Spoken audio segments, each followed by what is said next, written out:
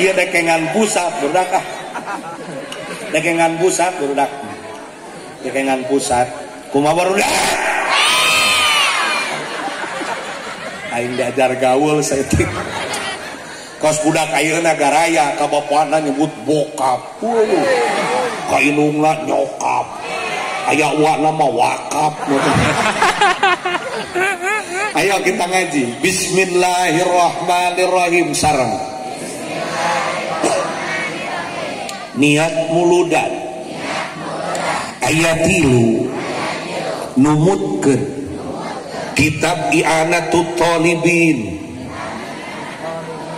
jilid 3 halamanana beda-beda kumaha penerbitna aya Bairut aya Darul Fikar aya kitab DKI pilari we kunyalira aya aing batuk euy tebak angin. Ayo sareng Bismillahirrahmanirrahim. Niat muludan nu kahiji syukron li maulidin nabi sallallahu alaihi wasallam. Sejak syukuran ku dilahirkeunana Nabi Muhammad sallallahu alaihi wasallam. Sakitu cek aing jadi turutan jeung sakitu. Teraskeun Allahu Akbar batuk ya.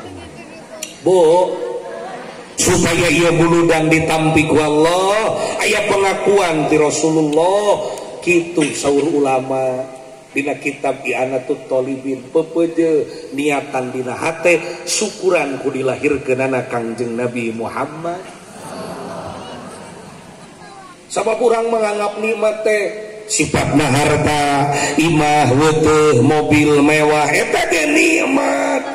Tapi aya nikmat nu poho nu ku urang sok sanyana mah dibaca samemeh ngaos Rabbi jidni ilma warzuqni. Ilmu jeung pemahaman ge rezeki.